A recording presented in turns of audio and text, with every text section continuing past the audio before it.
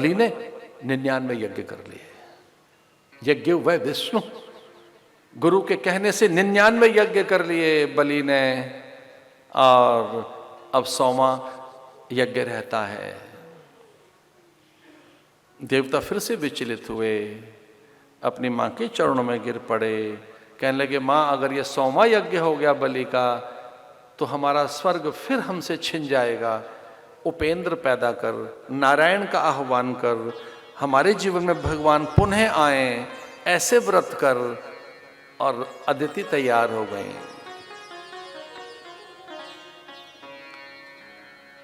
फाल्गुन मासे श्यामल पक्षे द्वादशां पयोव्रतः।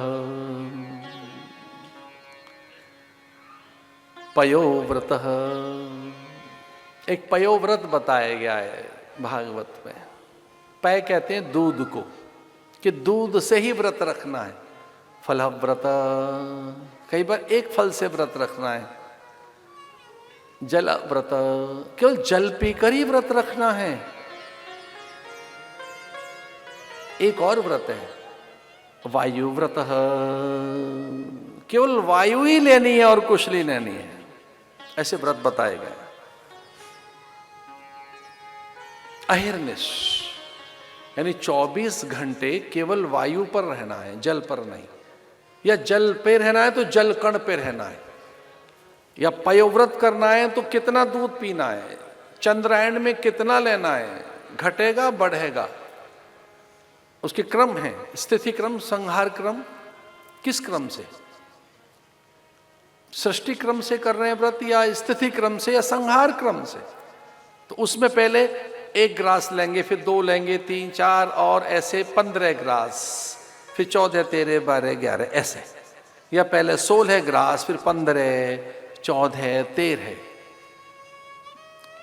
मध्य प्रदेश के एक साधक बहुत जिद करने लगे थे और उनका बड़ा आग्रह था कि जी किसी तरह से हमको ये व्रत करवा दो। तब उन्होंने 1 बादाम से किया था। दिन में 1 बादाम 24 घंटे में, दूसरे दिन दूसरा, तीसरा, ऐसे वो 15 बादाम तक पहुंचे थे। फिर 14, 13, 12, 11। एक साधक आए, बहुत जिद करने लगे कि हम करेंगे, हमें करवाइए। तो बड़ा मना किया हमने, तो माने नहीं वो साधक। तो मैंने कहा क्या तय किया है? बोले हमने तिल तय किया है। उन्होंने बताया 1 तिल, 2 तिल, 3 तिल, 4 तिल, 5 तिल। तिल से किया उन्होंने। इन्हें किनको व्रत करने चाहिए ये? ऐसा शास्त्र कहते हैं, स्त्री स्वयं में एक व्रत है। प्राय स्त्री को ऐसे व्रत नहीं करने चाहिए। वो कभी माँ है, पत्नी है, भार्या है, भगनी है। स्त्री तो स्वयं में एक व्रत है।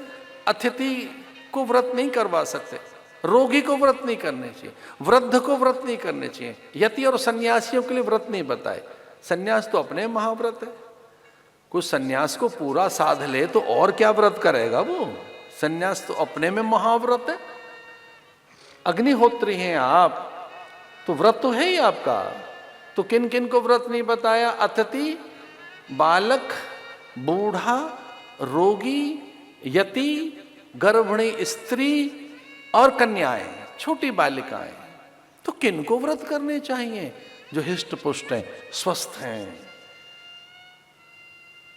एक खास आयु में ही तो व्रत होंगे। ऐसे हठ में आप व्रत करने लगे, देखा देखी साधे जोग, छीजे काया, बाढ़े रोग। हम भी ऐसा व्रत कर लेते हैं जी।